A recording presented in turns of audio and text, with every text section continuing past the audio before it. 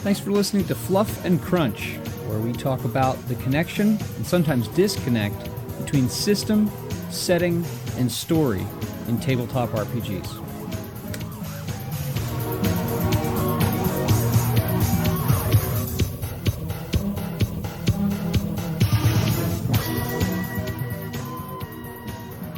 Here we are. How are you doing today? Yeah, I'm good. How are you? I'm all right. Better than yesterday. And I won't even go into that, but better than yesterday. So what's new? Any gaming recently? Anything at all? It depends how we last recorded. It was like last Monday. It's been longer than normal. Yeah, I'm pretty sure I've done another episode of Age of Sigmar Soulbound, which we didn't actually manage to play through a whole adventure in the book because it was incredibly long. Mm-hmm. We this whole thing where they were going through a jungle trying to get there without losing this expedition they were with. And then by the time we got to the place they were going to, it's like, okay, this place looks like a reasonable sized dungeon and it's already quite late. So we're going to pick that up again tomorrow. How about you? All right. Well, that'll work. We had more Castles and Crusades Kingmaker, as should be no surprise, and made some more progress. I mean, it's fascinating to me. The first two books of the Kingmaker series include a significant amount of exploration. Like you've got to push back the boundaries of the darkness on the map. And so there's a balance between the meta plot that slowly comes to the fore and becomes more clear throughout all the books, and I'm working to develop that. But then there's also the necessity of saying, like, okay, you don't know what's in this region, this area of your realm, your kingdom. So we had a balance of that, and I threw some curveballs at them plot wise, and so hopefully those create some interesting things at this next session that we have this weekend. Oh. So you said you're going to run this. You're running the Age of Sigmar. This is tomorrow, correct? Yes. So that's what we're going to talk about today because I know nothing about it, correct? Yep. Okay. So we have talked about Warhammer as a general, like, umbrella property. We've talked about 40K. We talked about the system. What is Age of Sigmar story-wise? Where does it fit within that? I mean, it doesn't tapestry. Other than having, well, nominally, like I said, when we did the whole Warhammer IP thing, we went over then that the Warhammer Fantasy and Warhammer 40K are completely separate. They're not even in the same timeline. Right. 40K is, future Earth, so we can forget that completely. Warhammer Fantasy was a relatively generic fantasy setting, set kind of around it was, literally most of what they called the old world were analogs for European places. So there was not Germany and not France and not Italy and not Egypt. And even then they went and had a not, like Incas and Aztecs. And then there was a not Japan. So it wasn't super imaginative. The main thing they added was and then it was orcs, dwarves and elves. Now then they put tweaks on those things, but that's what it started as. It was Lord of the Rings. Their main addition to it was the idea of chaos, and chaos is really big in in 40K as well. But then there was a point where they literally destroyed the thing. Chaos rose up, destroys the old world, and Age of Sigmar is what replaced it. So when Age of Sigmar came out, a lot of people were very unhappy because Age of Sigmar had destroyed the game they'd been playing since 80s. And therefore, which did not prevent them from continuing to use the content and the materials but that's beside the point. Yes. So, and also the reason that arguably the reason that GW had to do this was because these people that complained when it was destroyed weren't buying anything. They were playing with the same models they've been playing with for the last 10, 20 years. And so GW couldn't make any money off them. So they went, right, we're just going to nuke the setting and we start again. So it's called Age of Sigmar. Sigmar was the main human god.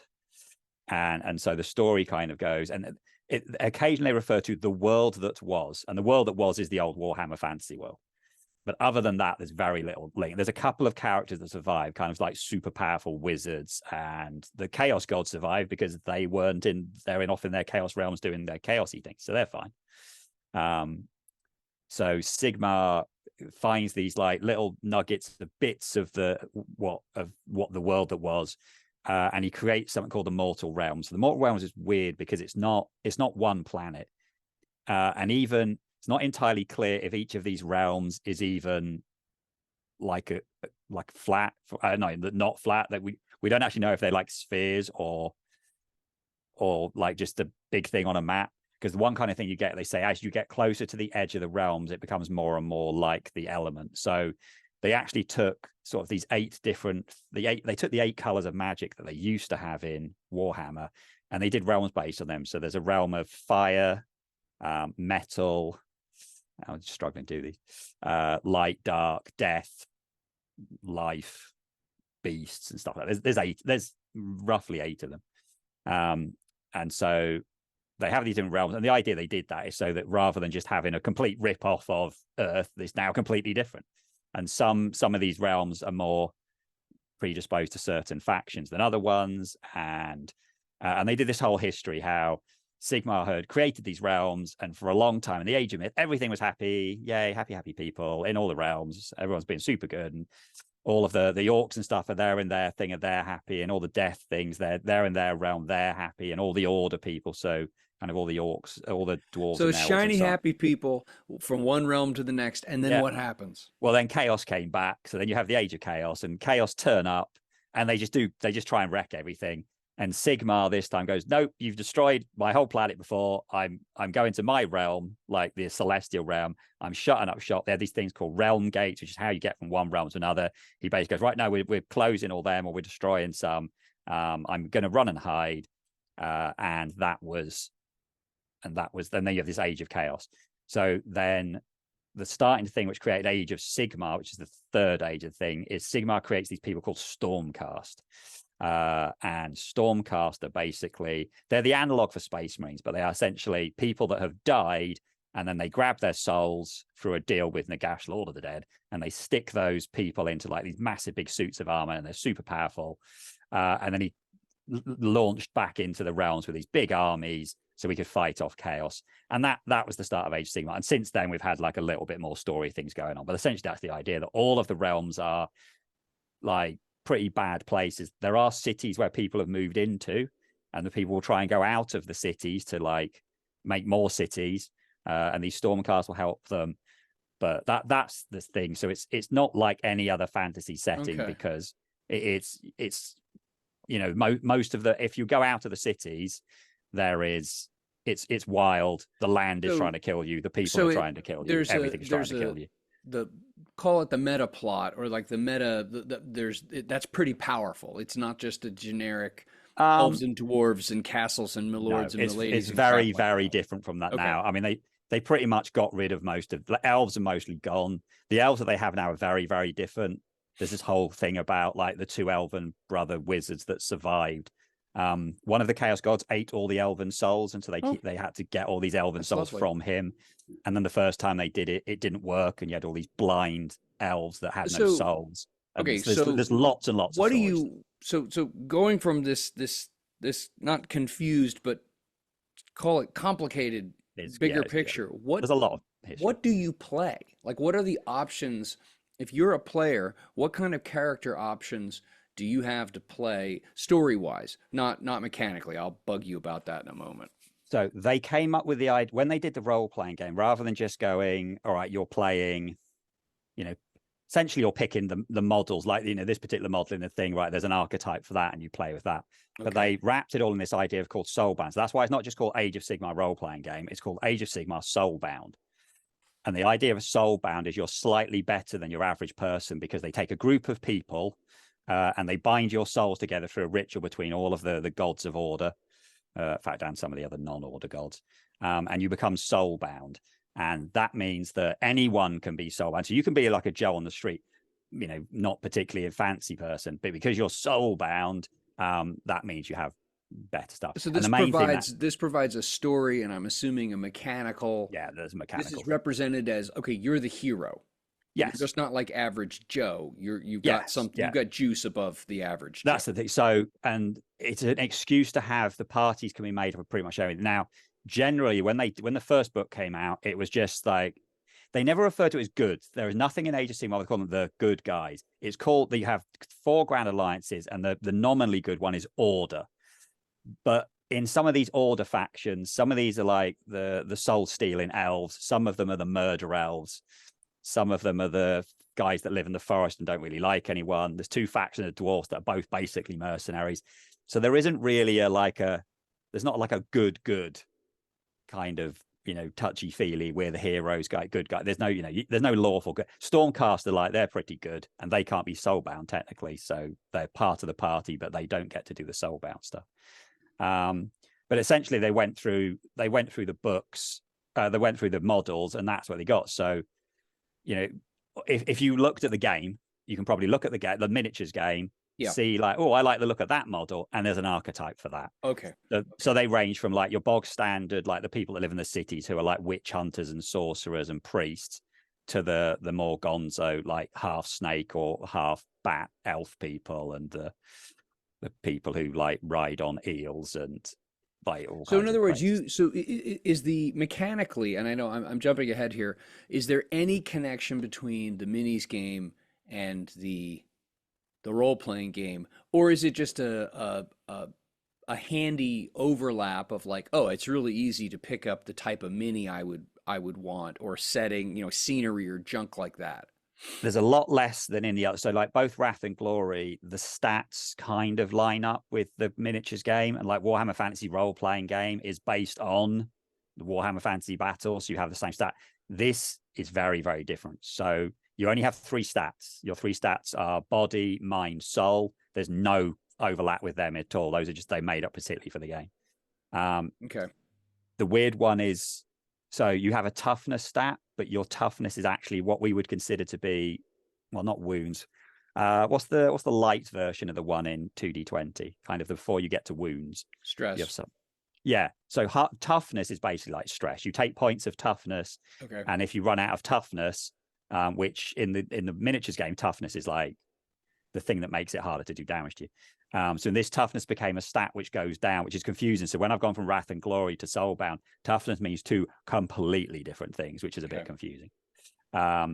And then you take wounds, which are kind of, they're the same as wounds in 2D20. You have a handful of them, a really small handful, and if they're gone, you're dying, you're bleeding out, kind of thing. So there's a lot less overlap between mechanically. It's a D6 based game, and kind of literally having the name toughness and having D6 is about the only kind of mechanical thing at all. This is a completely different system. I think they did it on purpose. I think they deliberately went, right, we could take Warhammer Fantasy role playing and we could do that in Age of Sigmar, but Warhammer Fantasy role playing is very dark and gritty, and you're worried about the injuries you pick up and going insane and catching diseases. The whole point of Age of Sigmar is it's meant to be more heroic. It is meant to be like, you're almost superheroes in it. Yeah, you're a plus up over anybody else. Yeah. You're not meant to be, if you're fighting in the sewers, you're fighting 20 rat guys in the sewers, not you're fighting one little rat in the sewers. You're the big heroes. You can go in and actually, I mean, playing the game with Scott and Brian, even with their characters that weren't super combat optimized, they were able to take out like swarms of people relatively easy. And then we did 2 other characters, that's these witch elves, which were more combat heavy, and they just wade through things quite easily. But there's always something stronger. There's always something tougher you can throw them against. You said, so it's D6. So explain, is it pools? How does so here's what I feel like I've got established. I have a general sense of the background to the setting and a little bit of the setting itself. We haven't talked about stories yet, but I've got that piece now. I got an idea as to you can play these different kinds of characters, or at least like they're represented from these figures and things like that. It's D6 based. You're a little on the super side or enhanced side. How's the mechanic work? So, like I said, you have 3 main stats. Okay, those 3 stats range from sort of 2 to 5. I think you can push them up to like silly numbers, but at the moment, Scott and Brian are in the realms of sort of 2 to 4 for their stats. When you roll, you add that to your skill. Now, your skill only rates from 1 to 3. So most of the time they're rolling, if you've got no skill, you are rolling maybe only 2 or 3 dice. If your skills is, 2 or 3, you might be rolling 6 or 7 dice. I think Brian rolled So 7 so dice wait, to do wait. the Let spells. me make sure I understand. So you take the stat plus the skill and you roll that many dice. Yeah. Okay, pretty standard. Um, and when you as the GM, you have 2 things to give them. So you have what's called difficulty, so the target number on the dice. So there is not a fixed target number on the dice. Okay. So like 4 is standard, 3 is easy, 2 is really easy, Okay. 5 is hard, 6 is really hard. So that's the target number you need to roll. And then you have a complexity, which is how many of those you need to roll. Oh Now, wow. Okay. so in combat, it's straightforward. Anything that comes up with the right number is a hit and is a point of damage. That's it. So it's super straightforward. When you're in combat, there's, literally you have this target number. If you roll a target number, you do damage. In other times, like when they did the survival thing, and they had to have a navigator, which was an NPC. And they had to have a scout, which they used one of their dogs because there's only 2 of them and they need 4 people. And they had the quartermaster and the leader. And to start with, they were sort of needing 2 successes at a difficulty of 4. So leg 1 was easy. They passed that. And then leg 5 went to, you need 2 successes at difficulty 5. And they got a bit harder. Okay. And then it was hitting sort of, you need 6s, and it all just went to pot, and like everything went wrong. Interesting, because that's something that I remember the first time I was ever exposed to a dice system like that was with World of Darkness, Vampire the Masquerade. The default difficulty was a 7 on a die 10, and you roll a pool of die 10s, and you were trying to roll the difficulty or higher. But the difficulty could be adjusted based on what was considered to be like the difficulty of the task itself. And then also, depending on usually character side variables, you like if you had taken injuries or something, you would remove or even add dice to it. So that sounds similar to that. I wonder, not being a statistician or a very like heavy into math kind of person, I wonder how that complicates probabilities for success and failure. I think generally, because most of the time you're only rolling against the complexity of 1, so you need 1 success. It tends to be when you're needing more detail or something's picking a heart. Okay.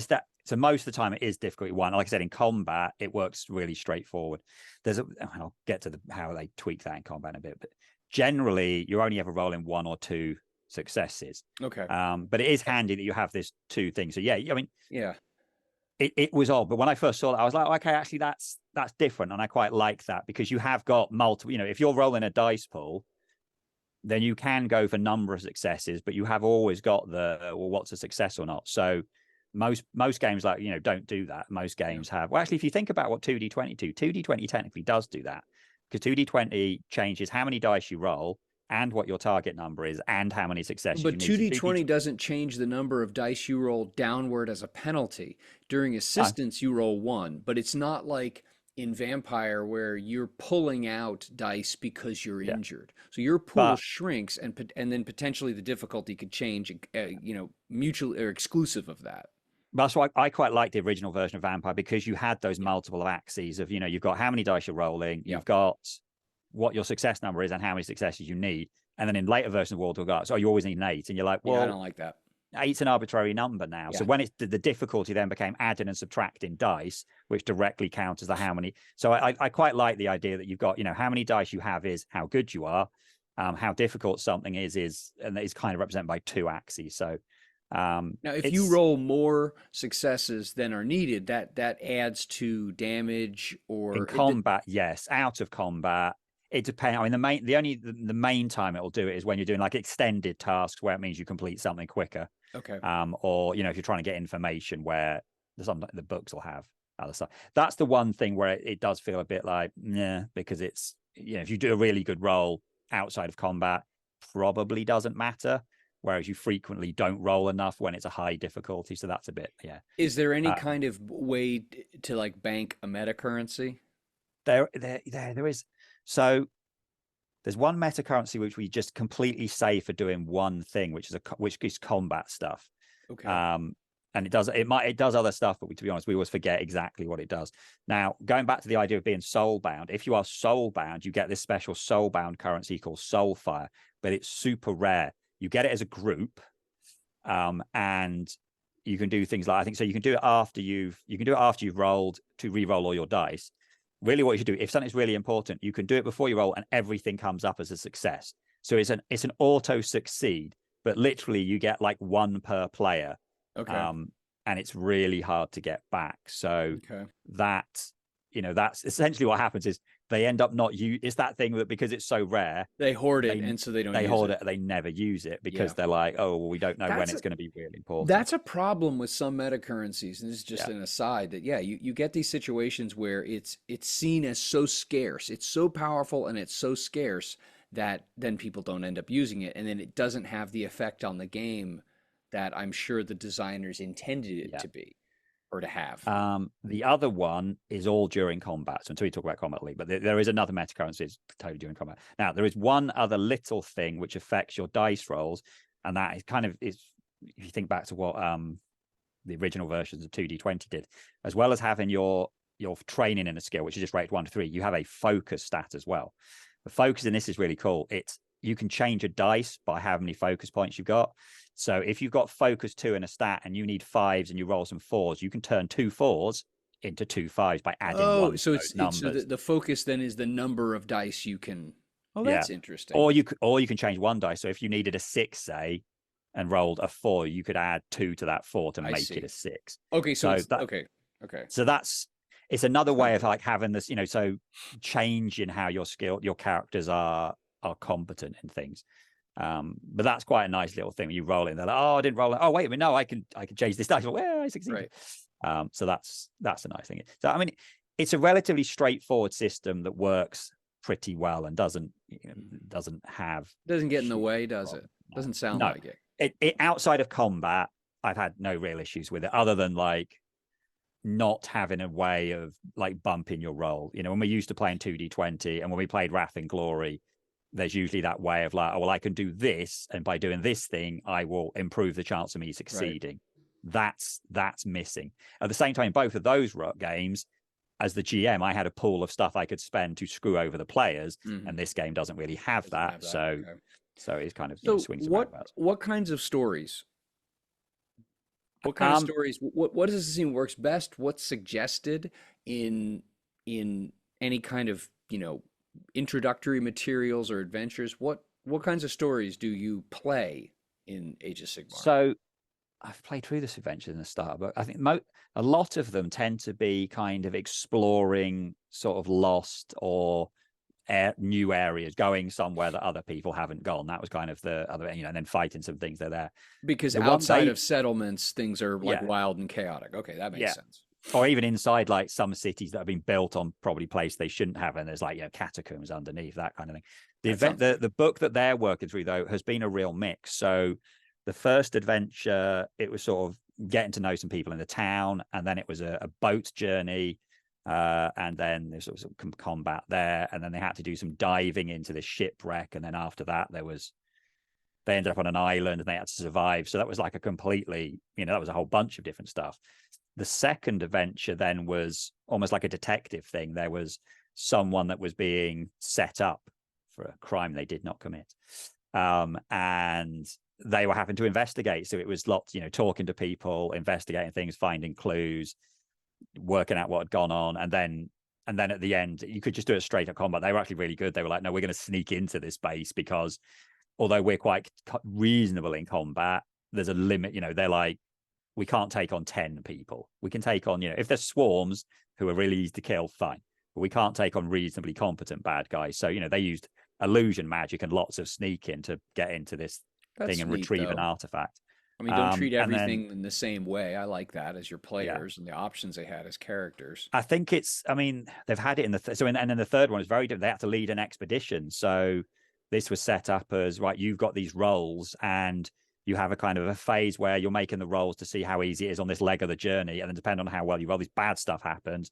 And then at each end between each leg, there was like the one where they talked to some lizard people and one where they got attacked by someone. And so it's massively varied. I think the only real problem is that they haven't really released a huge amount of like different adventures. I think there's 2 big book adventures with a bunch of different stuff in it, but already within this one, we're halfway through it, and it's been a complete mix of different stuff they can do. That's good. it's one of those things. If you're really into the Warhammer stuff, you realize that if you're out, you don't. But kind of, I think there's more books written for Age of Sigmar than there are for Shadowrun. And bear in mind, Shadowrun has been out since the 80s. Yeah. And there's basically as many books as that for Age of Sigmar. Well, Age of Sigmar's been out for 9 years now. That's not very long. And there are tons, 40K has way more. 40K's been around for, 30 years, and there's tons of it. But already there is a lot of background material for Age of Sigmar. So there's lots of places to go. And there's a lot of different stuff. I mean, I've just been because the actual miniatures game does have a kind of, like you said, like a meta story that happens, which you can ignore and just play it. Or like I've deliberately, one of the book that we're playing has an unfortunate thing that happened in the miniatures game. That Cubicle, is it Cubicle 7 that do that? Yeah, I think it is.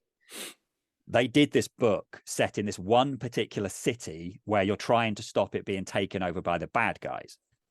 And literally at the point they had finished writing the book, but they hadn't released it, GW had this city overtaken by some different bad guys completely. Oh. And so they were like, oh, right. So actually there's a whole nother chapter in the book where you can like do what happens after the city is taken over if you want to stay in the city.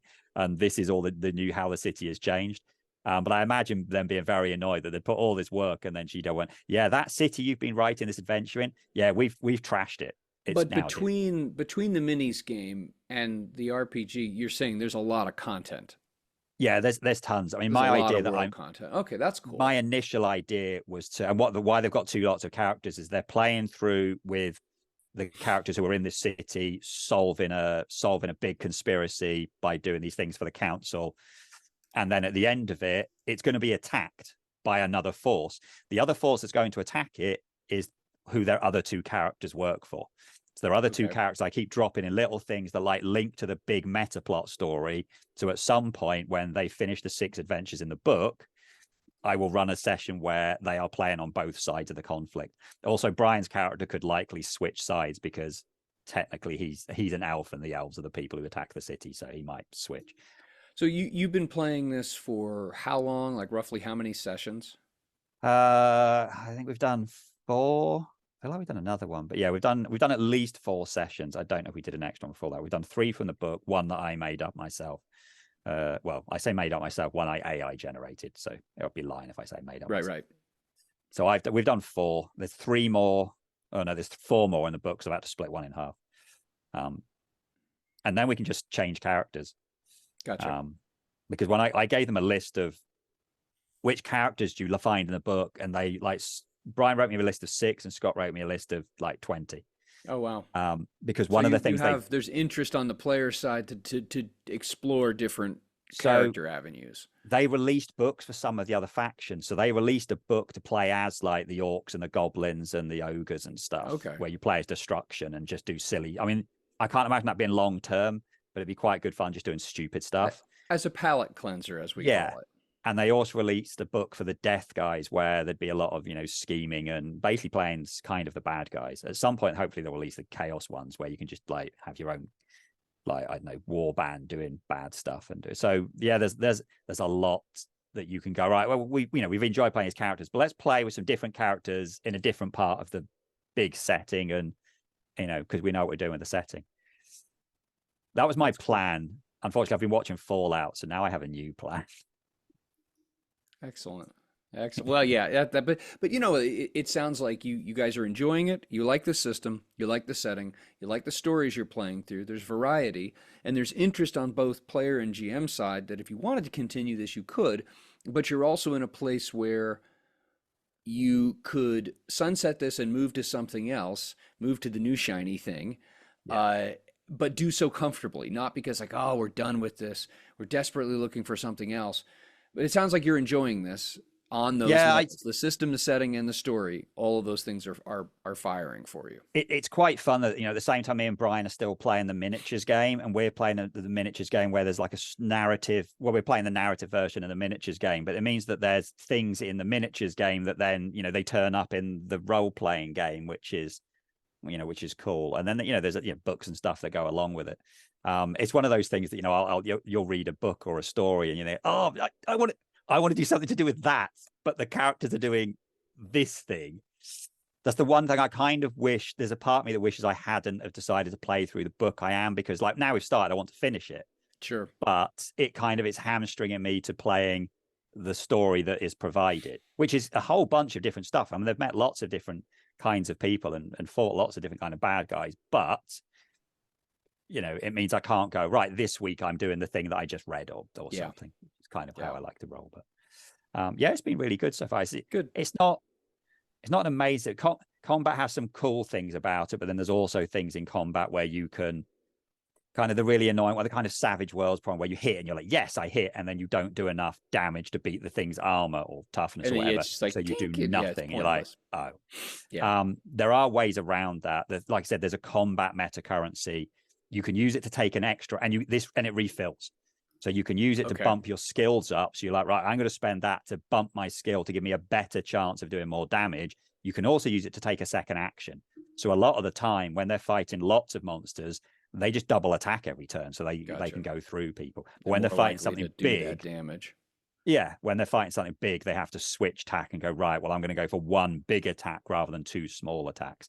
So, and that works quite well. So it's nice to have a meta currency that is used, but they kind of it's weird that it's only for combat. But at the same time, you know what though, it's handy. Sometimes building something that has a limited function, if it functions well, is fine.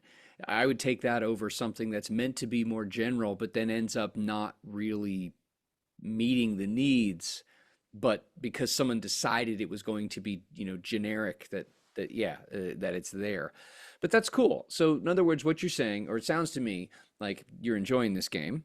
You like it on the 3 levels that we often talk about. Yeah. And that if you, dear listener or watcher, which sounds a little creepy, if you're curious about a fantasy game that has a distinct setting and a different system, because the system does sound very different than anything. I mean, it's a dice pool, number of difficulties sort of arrangement, but it sounds very different than a lot of systems. You should check it out. And if you've played it or are playing it, weigh in, join the Discord, comment on the YouTube, respond to the podcast on the Discord, and let us know what you think. It's always interesting to hear different people's views on these different games, and especially as we try consistently. And I'm happy that we do this. We keep trying to spotlight games that are not D&D. Because there's plenty out there. Yeah, I mean, one thing I have to say, I like the fact that this is supported. I mean, the stupid thing is I've been buying books for this for years with never playing for it. So now I'm playing it.